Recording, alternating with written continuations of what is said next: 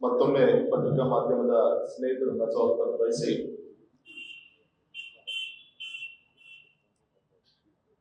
ಇವತ್ತು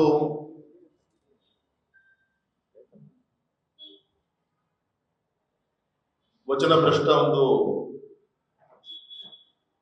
ಕಾಂಗ್ರೆಸ್ ಸರ್ಕಾರ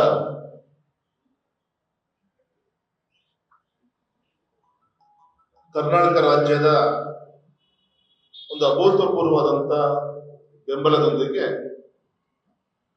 ಸರ್ಕಾರ ರಚನೆಯಾಗಿ 1,000 ದಿನಗಳ ಒಂದು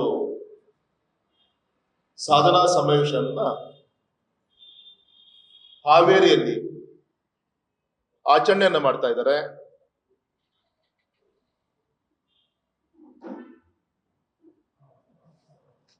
ಇದನ್ನ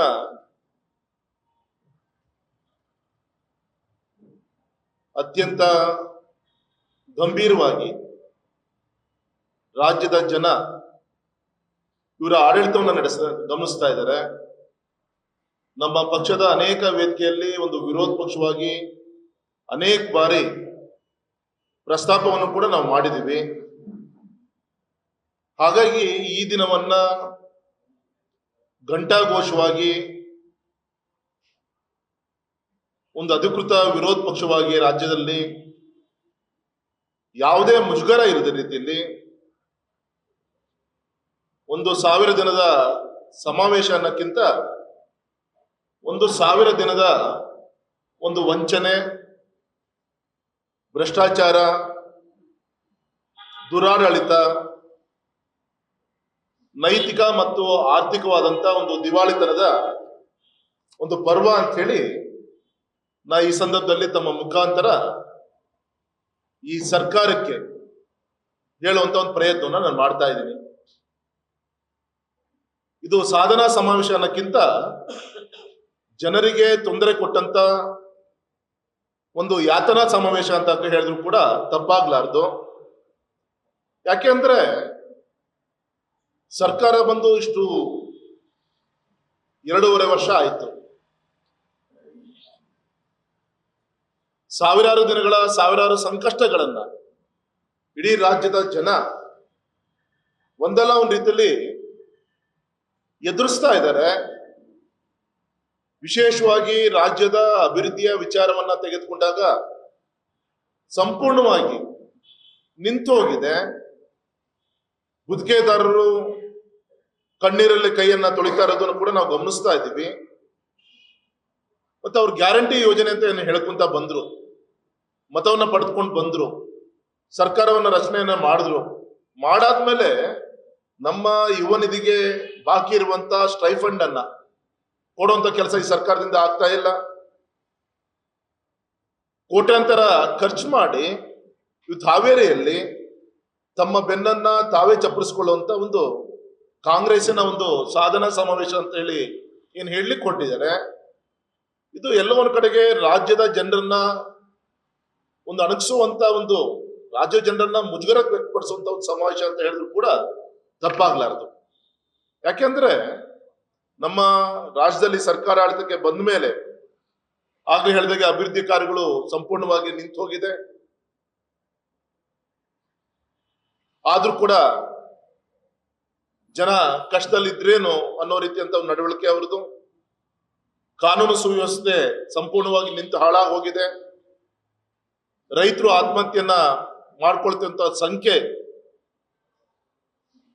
ದಿನ ದಿನ ಏರ್ತಾ ಇರೋದು ನಾವೆಲ್ಲರೂ ಕೂಡ ಗಮನಿಸ್ತಾ ಇದ್ವಿ. ಆದ್ರೂ ಕೂಡ ತಮಗೆ ತಾವು ಸರ್ಟಿಫಿಕೇಟ್ಗಳನ್ನ ಘೋಷಣೆ ಮಾಡಿಕೊಳ್ಳುವಂತ ಒಂದು ಹಾವೇರಿ ಸಮಾವೇಶವನ್ನ ಅವ್ರು ಮಾಡ್ತಾ ಇದ್ದಾರೆ. ಮತ್ತು ವಿಶೇಷವಾಗಿ ಸರ್ಕಾರ ಬಂದಾಗಿಂದ ಈಗಿನವರು ಕೂಡ ಕುರ್ಚಿಗೋಸ್ಕರ ಕಚ್ಚಾಟವನ್ನು ಮಾಡ್ತಾ ಇದ್ದಾರೆ, ಖಜಾನೆ ಲೂಟಿ ಮಾಡ್ತಾ ಇದ್ದಾರೆ. ಮೂಡ ಹಗರಣ ಇರ್ಬೋದು, ವಾಲ್ಮೀಕಿ ನಿಗಮದ ಹಗರಣ ಇರ್ಬೋದು, ಅಬ್ಕಾರಿ ಇಲಾಖೆಯಲ್ಲಿ ಯಾವ ರೀತಿ ಒಬ್ಬ ಅಧಿಕಾರಿ ಲಕ್ಷಗಟ್ಟಲೆ ದುಡ್ಡನ್ನ ಕೊಟ್ಟು ಅವನೊಬ್ಬ DC ಆಗಿ ಬರಬೇಕು ಅಂತ ಅನಿವಾರ್ಯತೆಯನ್ನ ಮೊನ್ನೆ ವಿಧಾನಸಭೆಯಲ್ಲಿ ನಮ್ಮ ಅಧ್ಯಕ್ಷರು ಮತ್ತೆ ನಮ್ಮ ವಿರೋಧ ಪಕ್ಷದ ನಾಯಕರುಗಳು ಯಾವ ರೀತಿ ಅದು ಬಿಚ್ಚಿಡುವಂತ ಒಂದು ಪ್ರಯತ್ನವನ್ನ ಮಾಡಿದ್ರೆ ಅಂತ ನೋಡಿದಿರಿ. ಹಗರಣಗಳಿರ್ಬೋದು ಮತ್ತು ಓಲೈಕೆ ರಾಜಕಾರಣ ಇರ್ಬೋದು, ಇಷ್ಟಕ್ಕೆ ಸೀಮಿತವಾಗಿ ಸರ್ಕಾರವನ್ನ ನಡೆಸುವಂತ ಕೆಲಸವನ್ನ ಮಾಡ್ತಾ ಇದ್ದಾರೆ. ಹಾಗಾಗಿ ಒಂದೊಂದು ವಿಚಾರನೂ ಕೂಡ ನಿಮ್ ಕಣ್ಮುಂದಿಡುವಂತ ಅನೇಕ ಉದಾಹರಣೆಗಳು ನಮ್ ಕಣ್ಮುಂದಿದೆ. ಉದಾಹರಣೆ ಗೃಹಲಕ್ಷ್ಮಿ.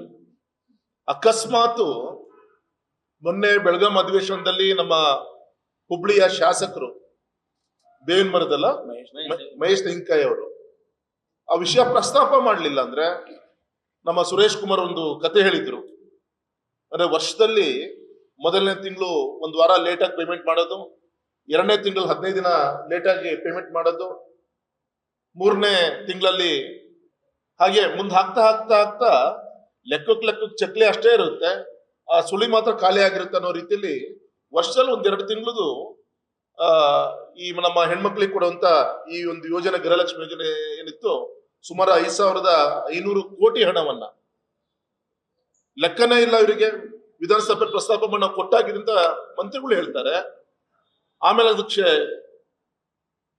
ಕ್ಷಮೆಯನ್ನು ಕೂಡ ಕೇಳುವಂತ ಪ್ರಯತ್ನವನ್ನು ಮಾಡಲಿಲ್ಲ ಅವರು. ಎಲ್ಲ ಒಂದ್ ಕಡೆ ಸ್ಟ್ಯಾಟಿಸ್ಟಿಕ್ಸ್ ತಪ್ಪಾಗಿದೆ ಅನ್ನೋ ರೀತಿಯಲ್ಲಿ ಅದನ್ನ ವಾಪಸ್ ಅದನ್ನು ಉಳಿಸ್ಕೊಳ್ಳುವಂತ ಪ್ರಯತ್ನ ಮಾಡಿದ್ದು ನಿಮ್ಗೆಲ್ಲರೂ ಕೂಡ ಗೊತ್ತಂತ ವಿಚಾರ.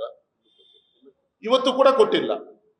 ಇವತ್ತು ಕೂಡ ಅವತ್ತೇನು ಬೆಳಗಾಂ ವಿಧಾನಸಭೆಯಲ್ಲಿ ಅವ್ರು ಪ್ರಾಮಿಸ್ ಮಾಡಿದ್ರು, ಇವತ್ತು ಕೂಡ 2 ತಿಂಗಳು ಗ್ಯಾಪ್ ಇದೆ. ಆ ಹಣವನ್ನ ನಮ್ಮ ಗೃಹಲಕ್ಷ್ಮಿ ತಾಯಂದಿರಿಗೆ ಮುಟ್ಟುವಂತ ಕೆಲಸ ಈ ಸರ್ಕಾರದಿಂದ ಆಗಿಲ್ಲ. ಇದು ಒಂದು. ಮತ್ತೆ ಯುವ ನಿಧಿ ವಿಚಾರದಲ್ಲಿ ಎಷ್ಟು ಜನ ಅಪ್ಲಿಕೇಶನ್ ಅನ್ನು ಹಾಕಿದ್ದಾರೆ, ಸುಮಾರು 60% ಜನರಿಗೆ ಮಾತ್ರ ಈ ಒಂದು ಕಾರ್ಯಕ್ರಮ, ಅಂದ್ರೆ ಸುಮಾರು 3,79,000 ಅಧಿಕೃತವಾಗಿ ಅರ್ಜಿಯನ್ನ ರಿಜಿಸ್ಟ್ರೇಷನ್ ಆಗಿದೆ. ಅದರಲ್ಲಿ ಕನ್ಸಿಡರ್ ಕೊಡ್ತಾ ಇರೋದು ಕೇವಲ 2,90,000 ಜನರಿಗೆ, ಅಂದ್ರೆ ಸುಮಾರು 60% ಕೂಡ ಈ ಹಣವನ್ನ ಕೊಡುವಂತ ಕೆಲಸ ಮಾಡ್ತಾ ಇದ್ದಾರೆ. ಉಳಿದೊಂದರಿಗೆ ಕೊಡ್ಲಿಕ್ಕೆ ಇರುತ್ತಾ ಹಣ ಇಲ್ವಾ ಅಥವಾ ಯಾಕೆ ಅವಾಯ್ಡ್ ಮಾಡ್ತೀರಂತ ನಮ್ಗೆ ಯಾರು ಕೂಡ ಗೊತ್ತಂತ ವಿಚಾರ. ಮೂರನೇದು ಶಕ್ತಿ ಯೋಜನೆ ಅಂತ ಹೇಳಿ ಕಾರ್ಯಕ್ರಮವನ್ನು ಘೋಷಣೆನ ಮಾಡಿದ್ರು. ಈ ಶಕ್ತಿ ಯೋಜನೆ ಮುಖಾಂತರ ಯಾವ ರೀತಿ ಸಾರಿಗೆ ಸಂಸ್ಥೆಗಳನ್ನ ಒಂದು ICU ಅಲ್ಲಿ ಇಡುವಂತ ಒಂದು ಪ್ರಯತ್ನ ಆಗಿದೆ ಅಂತ ಹೇಳಿ ಎಲ್ರು ಕೂಡ ಗೊತ್ತಂತ ವಿಚಾರ. ಹತ್ತತ್ರ 4,800 ಕೋಟಿ ಹಣವನ್ನ, ಬಾಕಿ ಹಣವನ್ನ ಸಾರಿಗೆ ಇಲಾಖೆದು ಸರ್ಕಾರಕ್ಕೆ ಕೊಡಬೇಕಾಗಿರೋದು ಬಾಕಿ ಉಳಿಸ್ಕೊಂಡಿದ್ದಾರೆ. ಇದು ಒಂದ್ ಕಡೆಗೆ ಇರ್ಲಿ, ಅವ್ರ ಜಮಾ ಖರ್ಚು ಅವ್ರು ಏನಾದ್ರು ಮಾಡ್ಕೊಂಡ್ಲಿ. ಆದ್ರೆ ಈ ಕಾರ್ಯಕ್ರಮ ಜಾರಿಗೆ ತಂದಿದೀವಿ ಅಂತ ಹೇಳಿ ನಮ್ಮ ಗ್ರಾಮೀಣ ಪ್ರದೇಶದ ಸುಮಾರು 1,200 ರೂಟ್ಗಳು, ಅಧಿಕೃತವಾಗಿ ಹೇಳ್ತಾ ಇದ್ದೇನೆ, ಗ್ರಾಮೀಣ ಪ್ರದೇಶದ 1,200 ರೂಟ್ಗಳನ್ನ ನಿಲ್ಲಿಸುವಂತ ಪ್ರಯತ್ನ ಈ ಸರ್ಕಾರದಿಂದ ಆಗಿದೆ. ಒಂದ್ ಕಡೆಗೆ ಹೆಣ್ಮಕ್ಳಿಗೆ ಬಸ್ ಕೊಟ್ಟೆ ಅಂತ ಹೇಳ್ತಾರೆ, ಇನ್ನೊಂದ್ ಕಡೆಗೆ ಗ್ರಾಮೀಣ ಪ್ರದೇಶದ ತಾಯಂದಿರಿಗೆ, ಗ್ರಾಮೀಣ ಪ್ರದೇಶದ ರೈತರು ಓಡಾಡ್ಲಿಕ್ಕೆ ಆ ರೂಟ್ಗಳನ್ನೇ ಬಂದ್ ಮಾಡಿ, ಗ್ರಾಮೀಣ ಪ್ರದೇಶದ ಬಸ್ಗಳನ್ನು ಕಮ್ಮಿ ಮಾಡಿ ನಗರಕ್ಕೆ ಸೀಮಿತ ಮಾಡಿ, ಅದರ ಮುಖಾಂತರ ನಾವು ಶಕ್ತಿ ಯೋಜನೆಯನ್ನ ಕೊಟ್ವಿ ಅಂತ ಹೇಳಿ ತಮ್ಮ ಬೆನ್ನನ್ನು ಚಪ್ಪರಿಸ್ಕೊಂತ ಇದ್ದಾರೆ. ಇದರಿಂದ ಯಾರಿಗೆ ತೊಂದರೆ? ಗ್ರಾಮೀಣ ಭಾಗದ ಸಂಚಾರಕ್ಕೆ ತೊಂದರೆ ಆಗುತ್ತೆ. ಗ್ರಾಮೀಣ ಪ್ರದೇಶದ ಮಕ್ಕಳು, ವಿದ್ಯಾರ್ಥಿನಿಯರಿಗೆ ಶಾಲೆಗೆ ಹೋಗ್ಲಿಕ್ಕೆ ಸಾಕಷ್ಟು ಅನಾನುಕೂಲಗಳಾಗುತ್ತೆ. ಈ ರೀತಿ ಒಂದ್ ಕೈಯಲ್ಲಿ ಕೊಟ್ಟಂಗ್ ಮಾಡ್ತಾರೆ, ಇನ್ನೊಂದ್ ಕೈಯಲ್ಲಿ ಕಿತ್ಕೊಳ್ಳುವಂತ ಒಂದು ಪ್ರಯತ್ನ ಈ ಸರ್ಕಾರ ಮಾಡ್ಕೊಂತ ಬಂತು. ಮೂರನೇದು ಗೃಹ ಜ್ಯೋತಿ, ಉಚಿತವಾದಂತ ವಿದ್ಯುತ್ ಅನ್ನ ಕೊಡ್ತೀನಿ ಅಂತೇಳಿ ಒಂದ್ ಕಡೆ ಕೊಟ್ಟಂಗ್ ಮಾಡಿದ್ರು. ಆದ್ರೆ ಇನ್ನೊಂದ್ ಕಡೆಗೆ ಈ ದೇಶದ ಒಂದು ವಾಣಿಜ್ಯ ಮತ್ತು ಕೈಗಾರಿಕಾ ದರವನ್ನ ಉಚ್ಚಾಪಟ ಏರಿಸಿ ಅಲ್ಲಿ ಕಿತ್ಕೊಳ್ಳುವಂತ ಪ್ರಯತ್ನವನ್ನ ಮಾಡಿದ್ರು. ಅದ್ರ ಮುಖಾಂತರ ಕೂಡ ಏನು ಆ ಕೈಗಾರಿಕಾ ಕೇಂದ್ರಗಳು ಉತ್ಪಾದನೆ ಮಾಡುವಂತ ವೆಚ್ಚವನ್ನ ಅದು ಆಟೋಮೆಟಿಕ್ ಆಗಿ ಆ ಖರ್ಚನ್ನ ಅವರು ಆ ಕಮೋಡಿಟಿಯನ್ನ ಪರ್ಚೇಸ್ ಮಾಡುವಂತ ಗ್ರಾಹಕರ ಮೇಲೆ ಹೆಚ್ಚು ಕಮ್ಮಿ ಅದು ಹೊರೆ ಆ ರೀತಿ ನಮ್ಮ ಜನರ ಮೇಲೆ ಬೀಳುವಂತ ಒಂದು ಪ್ರಯತ್ನ ಆಯ್ತು. ನಾಲ್ಕನೇದು ಅನ್ನಭಾಗ್ಯ ಅಂತ ಹೇಳಿದ್ರು. ಅಕ್ಕಿಯನ್ನ ಕೊಡ್ಲಿಕ್ಕೆ ಆಗಲ್ಲ ಅಂತ ಹೇಳಿ ಸುಮಾರು 170 ರೂಪಾಯಿ, ಅಂದ್ರೆ ಉಳಿದಂತ 5 ಕೆಜಿಗೆ ದುಡ್ಡು ಕೊಡ್ತೀವಿ ಅಂತ ಹೇಳಿ ಅದನ್ನು ಕೂಡ ಘೋಷಣೆಯನ್ನ ಮಾಡಿದ್ರು. ಇವತ್ತು ಕೂಡ ಜನವರಿಯಿಂದ ಆ ಅಕ್ಕಿ ಭಾಗ್ಯದ ವ್ಯತ್ಯಾಸದ ಹಣ 657 ಕೋಟಿ ಹಣವನ್ನ ಇನ್ನೂ ಕೂಡ ನಮ್ಮ ಅಕ್ಕಿಯ 5 ಕೆಜಿಯ ವ್ಯತ್ಯಾಸ ಹಣ 657 ಕೋಟಿ ಹಣ ಇನ್ನೂ ಕೂಡ ನಮ್ಮ ಗ್ರಾಹಕರಿಗೆ ಜಮಾ ಆಗಿಲ್ಲ. ಅಕ್ಕಿನೂ ಇಲ್ಲ, ದುಡ್ಡು ಇಲ್ಲ. ಇದು ಇವರ ಒಂದು ಕಾರ್ಯಕ್ರಮದ ಒಂದು ಯಾವ ರೀತಿ ಜನರ ಮುಂದೆ ಚಲ್ಲಾಟ ಮಾಡ್ತೀರಿ ಅನ್ನೋಕೆ ಇದೊಂದು ಉದಾಹರಣೆ ಅಂತ ನಾನು ಹೇಳಲಿಕ್ಕೆ ಇಚ್ಛೆ ಪಡ್ತಾನೆ. ಇನ್ನೊಂದು ಹೆಜ್ಜೆ ಮುಂದೆ ಹೋದ್ರೆ ತಾವೇ ಯೋಚನೆ ಮಾಡಿ, ಯಾವ ಸರ್ಕಾರದ ಯಾವ್ದಾದ್ರೂ ಕೊರತೆ ಆದ್ರೂ ಪರವಾಗಿಲ್ಲ, ಆದ್ರೆ ದಲಿತರ ಹಣಕ್ಕೂ ಕೂಡ ಇವ್ರು ಕೈ ಚಾಚಿದ್ದಾರೆ ಅಂದ್ರೆ ದಲಿತರಿಗೆ ಹಣಕ್ಕೆ ಕನ್ನ ಹಾಕುವಂತ ಕೆಲಸವನ್ನ ಈ ಸರ್ಕಾರ ಮಾಡಿದೆಯಲ್ಲ. ಸಾಮಾಜಿಕ ನ್ಯಾಯದ ಹೆಸರಲ್ಲಿ ಇದು ಮಹಾ ವಂಚನೆ ಮಾಡುವಂತ ಕೆಲಸ ಈ ಸರ್ಕಾರ ಮಾಡ್ಕೊಂತ ಬಂತಲ್ಲ.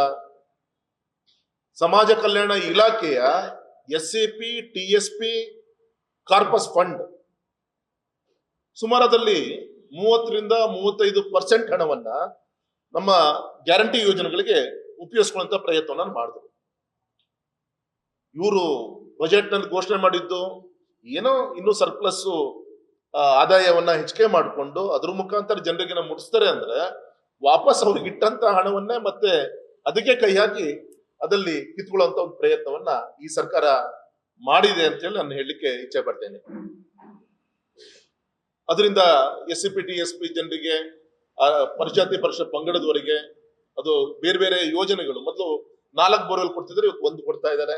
ಆ ರೀತಿ ಅದರಲ್ಲಿ ಕಾರ್ಯಕ್ರಮಗಳನ್ನ ಕಮ್ಮಿ ಮಾಡುವ ಮುಖಾಂತರ ಜನರಿಗೆ ತೊಂದರೆ ಕೊಡುವಂತ ಕೆಲಸವನ್ನ ಈ ಸರ್ಕಾರ ಮಾಡ್ಕೊಂತ ಬಂತು. ಯಾವ ಮುಖ ಇಟ್ಕೊಂಡು ಇವತ್ತು ಹರಿಹರದಲ್ಲಿ ಸಮಾವೇಶವನ್ನ ಮಾಡ್ತಾ ಇದ್ದಾರೆ ಅಂತ ನನಗೆ ಆಶ್ಚರ್ಯ ಆಗ್ತಾ ಇದೆ ಹಾವೇರಿಯಲ್ಲಿ. ಯಾಕೆಂದ್ರೆ ಇವತ್ತು ಕಾಂಗ್ರೆಸ್ ಸರ್ಕಾರ ಅಧಿಕಾರಕ್ಕೆ ಬಂದಾದ್ಮೇಲೆ ರೈತರ ಆತ್ಮಹತ್ಯೆ 2809 ಮೇ 2023ರಿಂದ ಫೆಬ್ರವರಿ 2026ವರೆಗೂ ಕೂಡ ರೈತರ ಆತ್ಮಹತ್ಯೆ 2809. ಇದರಲ್ಲಿ ಹತ್ತತ್ರ 300 ಪ್ರಕರಣಗಳು ಹಾವೇರಿಲೇ ಆಗಿದೆ. ಹೆಚ್ಚಿನ ರೈತರು ಆತ್ಮಹತ್ಯೆ ಮಾಡಿಕೊಂಡಂತ ಹಾವೇರಿಯಲ್ಲಿ ಇವರು ಸಾಧನಾ ಸಮಾವೇಶನ ಮಾಡ್ಲಿಕ್ಕೆ ಇವರು ಹೊರಟಿದ್ದಾರೆ. ಇದು ಅವರ ಅಧಿಕಾರದ ಒಂದು ಹೆಜ್ಜೆ ಯಾವ ರೀತಿ ಇದೆ ಅನ್ನೋಕ್ಕೆ ಇದೊಂದು ಉದಾಹರಣೆ. 3ನೇದು, ಕಿಸಾನ್ ಸನ್ಮಾನ್ ಯೋಜನೆಯಲ್ಲಿ ನಮ್ಮ ಸರ್ಕಾರ ಇದ್ದಾಗ ಮೋದಿಜಿಯವರು ಕೊಡುವಂತ 6,000 ಜೊತೆಗೆ 4,000 ರೂಪಾಯಿ ನಾವು ಕೂಡ ಜೋಡಿಸ್ಕೊಡ್ತೇವೆ. ಅದನ್ನು ಕಿತ್ಕೊಳ್ಳುವಂತ ಪ್ರಯತ್ನವನ್ನು ಮಾಡಿದ್ರು. ವಿಶೇಷವಾಗಿ ನಮ್ಮ ರೈತರ ಮಕ್ಕಳ ವಿದ್ಯಾನಿಧಿ ಯೋಜನೆಯನ್ನ ನಿಲ್ಲಿಸುವಂತ ಪ್ರಯತ್ನವನ್ನ ಮಾಡಿದ್ದು ಇದೇ ಸರ್ಕಾರ. ಹಣಕಾಸಿನ ತೊಂದರೆಯಿಂದ ಆತ್ಮಹತ್ಯೆಯನ್ನ ಮಾಡಿಕೊಂಡಂತ ರೈತರಿಗೆ ಯಾವುದೇ ಒಂದು ಮಾನವೀಯತೆಯಿಂದ ಕೊಡ್ಬೇಕಾದಂತ ಸಹಾಯಧನ ಯಾವುದೇ ಕೊಡುವಂತ ಕೆಲಸ ಈ ಸರ್ಕಾರ ಮಾಡಲಿಲ್ಲ ಇವತ್ತು. ಮತ್ತೆ ವಿಶೇಷವಾಗಿ ಒಂದ್ ಕಡೆಗೆ ಕೆಲಸ ಮಾಡ್ತಾ ಇಲ್ಲ, ಇನ್ನೊಂದ್ ಕಡೆಗೆ ಅಭಿವೃದ್ಧಿ ಹೀನ ಸರ್ಕಾರ, ಇನ್ನೊಂದ್ ಕಡೆಗೆ ಭ್ರಷ್ಟಾಚಾರದ ಪಟ್ಟಿಯನ್ನ ಮಾಡ್ಕೊಂತ ಹೋದ್ರೆ ಯಾವ ರೀತಿ ತಾವು ಯೋಚನೆ ಮಾಡಿ. ಕಾಂಟ್ರಾಕ್ಟರ್ಗಳಿಗೆ ಸುಮಾರು 37,000 ಕೋಟಿ ಬಾಕಿ ಇದೆ. ಯಾವ ಉದ್ದೇಶಕ್ಕೆ ಈ ರೀತಿ ಅಂತ ಬಾಕಿ ಇಟ್ಕೊಂಡು ಮಾಡ್ಕೊಂತ ಬರ್ತಾ ಇದ್ದಾರೋ ಜನರಿಗೆಲ್ಲರೂ ಕೂಡ ಗೊತ್ತಂತ ವಿಚಾರ.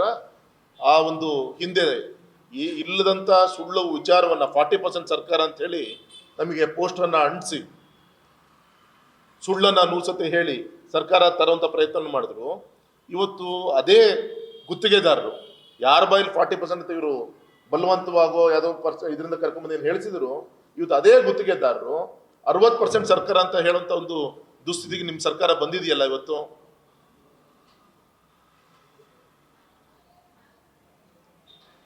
ವಿಶೇಷವಾಗಿ ಮೊನ್ನೆ CAG ವರದಿ,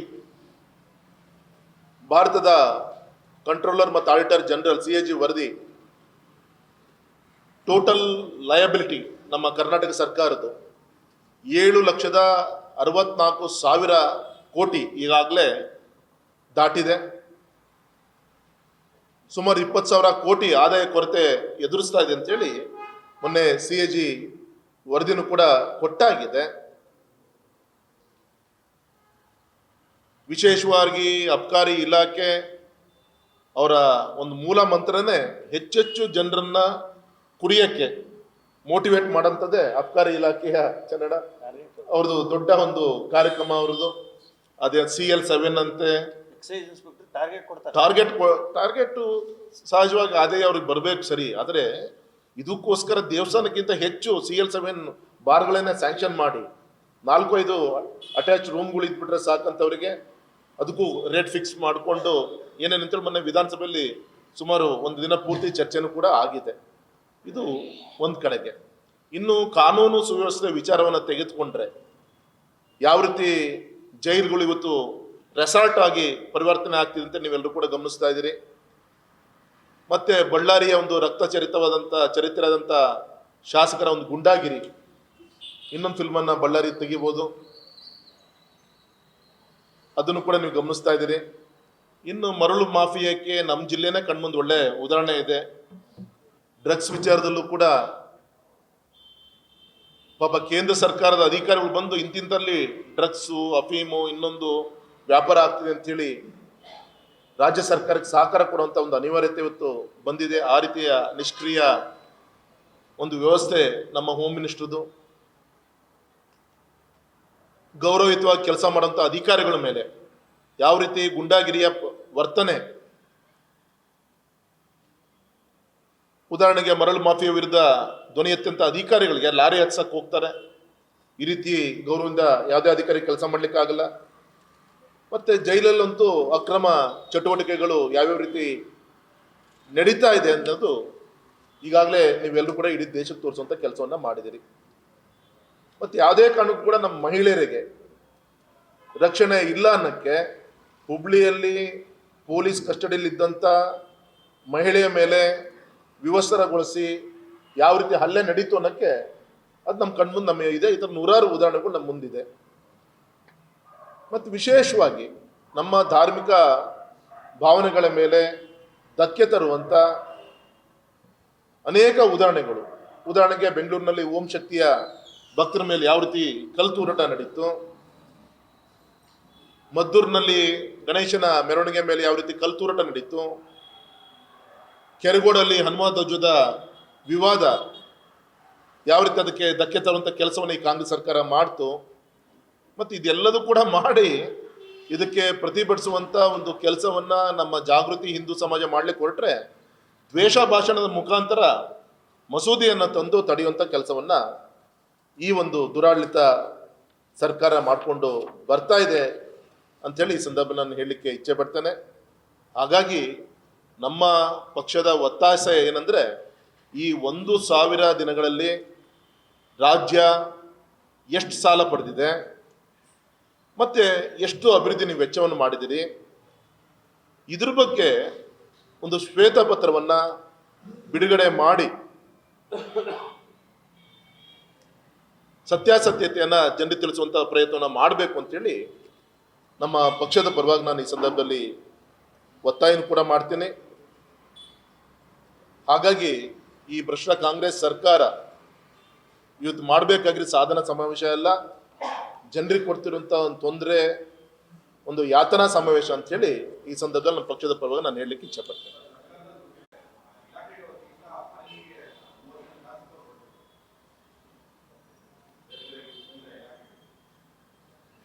ಅನೇಕ ಬಾರಿ ನಮ್ಮ ಪತ್ರಿಕರ್ತರು ಕೇಳಿದಾಗೂ ಕೂಡ ಅವ್ರು ಹೇಳ್ತಾ ಇರೋದು, ನಮ್ಮ ದುಡ್ಡಲ್ಲಿ ನಾವು ಹೋಗ್ತಾ ಇದ್ದೀವಿ ಅನ್ನುವಂಥ ಉತ್ತರಗಳು ಅವ್ರ ಹತ್ರ ಬಂದಿದೆ. ಯಾರ ದುಡ್ಡಲ್ಲಿ ಯಾರಾದರೂ ಹೋಗಲಿ, ಆದರೆ ಇವತ್ತು ರಾಜ್ಯ ಜನ ನಿಮ್ಮನ್ನು ನಂಬ್ಕೊಂಡು ಆಡಳಿತಕ್ಕೆ ನಿಮಗೆ ಕೊಟ್ಟಿದ್ದಾರೆ. ನಿಮ್ಮ ಗೊಂದಲ, ನಿಮ್ಮ ಜಂಜಾಟ, ನೀವು ಯಾಕೆ ಹೋಗ್ತಾ ಇದ್ದೀರಿ ಏನು, ಎಲ್ಲರೂ ಜನರಿಗೆ ಸ್ಪಷ್ಟತೆ ಇದೆ, ಎಲ್ರಿಗೂ ಕೂಡ ಗೊತ್ತಿದೆ ಯಾರು ಕಳಿಸ್ತಾ ಇದ್ದಾರೆ, ಯಾವ ಗುಂಪು ಕಳಿಸ್ತಾ ಇದೆ, ಎಲ್ಲರೂ ಕೂಡ ಸಾಮಾನ್ಯ ಜನರು ಮಾತಾಡ್ತಿದ್ದಾರೆ. ಜನ ಇವತ್ತು ರಾಜಕೀಯವಾಗಿ ಅತ್ಯಂತ ಪ್ರಜ್ಞಾವಂತರಾಗಿದ್ದಾರೆ. ಅಂದರೆ ಈ ಜಂಜಾಟದಲ್ಲೇ ಇವತ್ತು ಸರ್ಕಾರವನ್ನು ತೆಗೆದುಕೊಂಡಂಥ ಕೆಲಸವನ್ನು ಮಾಡ್ತೀವಿ ಸರ್.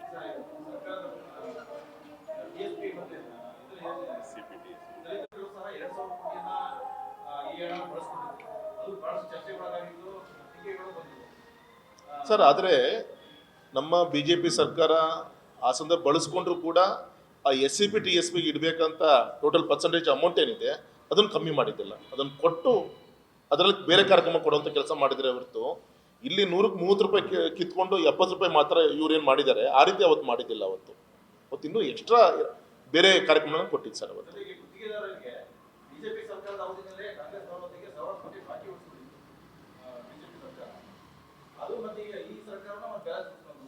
ಇಲ್ಲ ಸರ್, ಈಗ ಉದಾಹರಣೆ ಜೋಗ್ ಫಾಲ್ಸ್ ಕೆಲಸ ಆಗ್ತಿದೆ ಸರ್. ನಿಮ್ಮ ಯಡಿಯೂರಪ್ಪನವ್ರು ಮುಖ್ಯಮಂತ್ರಿ ಇದ್ದಾಗ, ನಿಮ್ಮ ರಾಘಣ್ಣ MP ಇದ್ದಾಗ ಟೆಂಡರ್ ಕರೆಸಿ ಮಾಡಿ ಸುಮಾರು ಒಂದು 100 ಕೋಟಿ ರೂಪಾಯಿ 180 ಕೋಟಿ ಬಜೆಟನ್ನು ನಾವು ಘೋಷಣೆ ಮಾಡೋದಕ್ಕೆ ಕಾರ್ಯರೂಪಕ್ಕೆ ತಂದಿರೋದು. ನಾವು ಅವತ್ತು ನಮ್ಮ ಸರ್ಕಾರ ಒಂದು ಇಳಿಯುವಂಥ ಒಂದು ಸಂದರ್ಭದಲ್ಲಿ ಅವತ್ತಿನ ಪ್ರೋಗ್ರೆಸ್ ಒಂದು 40 ಕೋಟಿ ಇತ್ತು ಅಂದ್ರೆ ಒಂದು 20-25 ಕೋಟಿ ನಾವು ಪೇಮೆಂಟ್ ಮಾಡಿದ್ವಿ. ಇವತ್ತು ಅದೇ ಕಾಂಟ್ರಾಕ್ಟರು ಇವತ್ತು ಹತ್ತತ್ರ 100 ಕೋಟಿಗಿಂತ ಹೆಚ್ಚು ಪ್ರೋಗ್ರೆಸ್ ಕೊಟ್ಟಿದ್ದಾನೆ. ಈ ಸರ್ಕಾರ ಬಂದು 2.5 ವರ್ಷದಲ್ಲಿ 1 ರೂಪಾಯಿ ಕೊಟ್ಟಿಲ್ಲ ಅಂದ್ರೆ ಹೇಗೆ? ಅಂದ್ರೆ ಈ ರೀತಿ ಅಲ್ಪ ಸ್ವಲ್ಪ ಆದ್ರೂ ಕೂಡ ಅವರಿಗೆ ಶಕ್ತಿ ತುಂಬದ ಕೆಲಸ ಮಾಡಿದ್ರೆ ಹಾಗೆ ಅವರು ಕೂಡ ಮುಂದುವರ್ಕೊಂಡು ಹೋಗ್ಲಿಕ್ಕೆ ಸಾಧ್ಯ ಆಗುತ್ತೆ.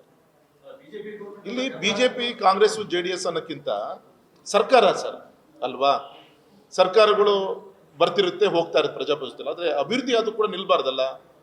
ಕಂಟ್ರಾಕ್ಟ್ ಯಾವುದೋ ಪಕ್ಷಕ್ಕೆ ಸೇರಿದವರಲ್ಲ, ಒಂದು ಸರ್ಕಾರಕ್ಕೆ ಸೇರಿದಂತ ಗುತ್ತಿಗೆದಾರರು ಕೆಲಸ ಮಾಡಿರ್ತಾರೆ, ಸರ್ಕಾರಿ ಕೆಲಸ.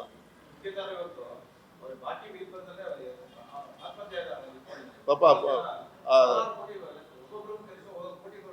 ರಾಜ್ಯದ ಜನರಿಗೆ ಒಂದು ಇನ್ಫ್ರಾಸ್ಟ್ರಕ್ಚರ್ ಆಸ್ತಿಯನ್ನ ಮಾಡ್ಕೊಡಕ್ ಹೋಗಿ ಪಾಪ ಅವ್ರ ಕುಟುಂಬ ಬೀದಿ ಬರುವಂತ ಒಂದು ಅನಿವಾರ್ಯತೆಗೆ ಈ ಕಾಂಗ್ರೆಸ್ ಸರ್ಕಾರ ಜಾರಿ ಪ್ರಯತ್ನ ಮಾಡಿದೆ ಸರ್.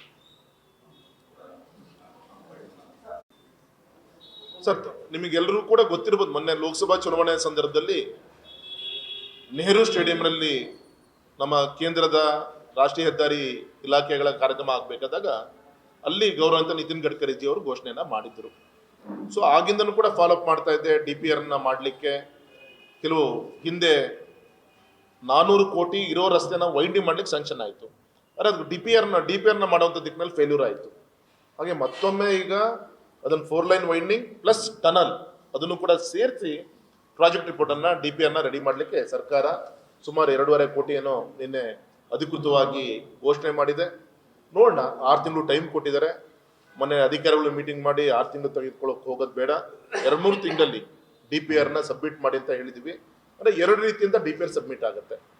ಒಂದು ಟನಲ್ಲು, ಇನ್ನೊಂದು ಇರುವಂಥ ರಸ್ತೆಯನ್ನ 2 ಲೈನ್ 4 ಲೈನ್ ಮಾಡ್ಲಿಕ್ಕೆ ಆಗಲ್ಲ ಇರೋ ರಸ್ತೆಯನ್ನ ಅದನ್ನ ವೈಡ್ನಿಂಗ್ ಮಾಡುವಂಥದ್ದು. ಈ 2 ರೀತಿಯಂತ DPR ಕೂಡ ಸಬ್ಮಿಟ್ ಮಾಡುತ್ತೆ. ಈಗಿರೋ ಪ್ರಕಾರ ಹಿಂದೆ ದೇಶದಲ್ಲಿ ಅಂತಾರಾಷ್ಟ್ರೀಯ ಮಟ್ಟದಲ್ಲಿ ಅವತ್ತಿನ ಒಂದು ಟೆಕ್ನಾಲಜಿಗೆ ಸಂಬಂಧಪಟ್ಟಂತೆ ಅವತ್ತಿನ ಒಂದು ಟೆಕ್ನಾಲಜಿಯನ್ನು ಉಪಯೋಗಿಸ್ಕೊಂಡು ಎಷ್ಟೋ ಟನಲ್ಗಳನ್ನೆಲ್ಲ ಮಾಡಿದ್ದಾರೆ. ಇವತ್ತು ಟೆಕ್ನಾಲಜಿ ಸಾಕಷ್ಟು ಇಂಪ್ರೂವ್ ಆಗಿದೆ.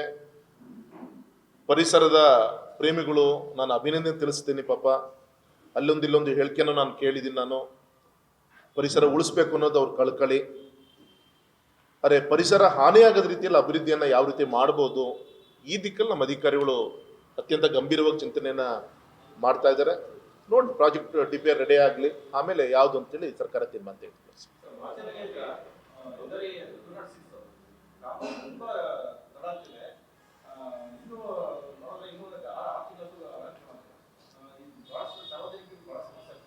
ಇಷ್ಟು ದಿನ ಸ್ವಲ್ಪ ಸರ್ಕಾರದಿಂದ ಡಿಲೇ ಆಗ್ತಾ ಇತ್ತು. ಸರ್ಕಾರ ಕೆಲವು ಭಾಗ ಈಗ ಆಲ್ರೆಡಿ ಹ್ಯಾಂಡ್ ಓವರ್ ಮಾಡಿದೆ. ನಮ್ಮ ಕಾಂಟ್ರಾಕ್ಟರ್ ಕೂಡ ತಡ ಆಗ್ತದೆ. ನಾನು ಇನ್ನೊಂದ್ಸತಿ ಪೀಡಿಗೆ ಮಾತಾಡ್ತೀನಿ. ತುಂಬ ಸ್ಲೋ ಆಗಿದೆ. ಹೌದು, ಮಲಗೋಪ ಏನೂ ಆಗಿಲ್ಲ ಸರ್. ಯಾಕೆಂದ್ರೆ ಹೇಳಿದ್ದೀನಿ ಬೇಕಾದ ಸತಿ ಅಲ್ಲಿ ಭೂಮಿಯದು ಗೋಮಾಳ ಸರ್ಕಾರದ ಆಸ್ತಿ ಇದೆ. ಸೊ ಮನೆಗೆ ಪರಿಹಾರ ಈ 100 ರೂಪಾಯಿ ಕೊಟ್ಟಿದ್ದಾರೆ, ಇನ್ನೂ 100 ರೂಪಾಯಿ ಕೊಡಿ ಅಂತ ಕೇಳ್ತಾರೆ, ಇನ್ನೊಂದು ಪ್ಯಾಕೇಜ್ ಕೊಡಿ ಅಂತ ಕೂತ್ಕೊಂಡಿದ್ದಾರೆ. ಸೊ ಆ ದಿಕ್ಕಲ್ಲೂ ಕೂಡ ಹೋಮ್ವರ್ಕ್ ನಡೀತಾ ಇದೆ. ಅದು ಕೊಟ್ಟರೆ ಜಾಗಕ್ಕೂ ಬೈಪಾಸ್ DPR ಆಯಿತು, ಟೆಂಡರ್ ಆಗಿಲ್ಲ ಸರ್.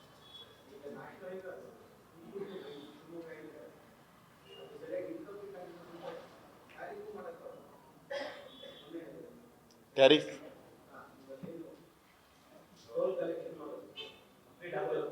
ಪೂರ್ತಿ ಆಗಬೇಕು. ಈಗ ಟೋಲ್ ಹೆಂಗೆ ಈಗ ಪೂರ್ತಿ ಆಗ್ಬೇಕು ಸರ್. ಪೂರ್ತಿ ಆದಮೇಲೆ ಟೋಲನ್ನು ಇದು ಮಾಡಬೇಕಾಗತ್ತೆ. ಬೇಗ ಕೆಲಸ ಮುಗಿಸೋಕ್ಕೆ ಏನು ಬೇಕು, ಒಂದು ನಮ್ಮ ADC ಏನಾಗಿದ್ರೆ ಇವತ್ತು ಅವರೇ ಭೂಸ್ವಾಧೀನ ಅಧಿಕಾರಿ ಆಗಿದ್ದರಿಂದ ಸ್ವಲ್ಪ ಪರವಾಗಿಲ್ಲ. ಹಿಂದಿನ ADCಗಳು ಇವರು ಲ್ಯಾಂಡ್ ಎಕ್ವಿಷನ್ ಆಫೀಸರ್ ಹೋಲಿಸಿದ್ರೆ ಸ್ವಲ್ಪ ಆ್ಯಕ್ಟಿವ್ ಇದ್ದಾರೆ. ಸ್ವಲ್ಪ ಬೇಗ ಮಾಡ್ಸೋಕ್ಕೆ ಗಮನ ಕೊಡ್ತಾರೆ. ಶುರುವಾಗಿದೆ ಸರ್, ಶುರುವಾಗಿದೆ. Yes sir, thank you.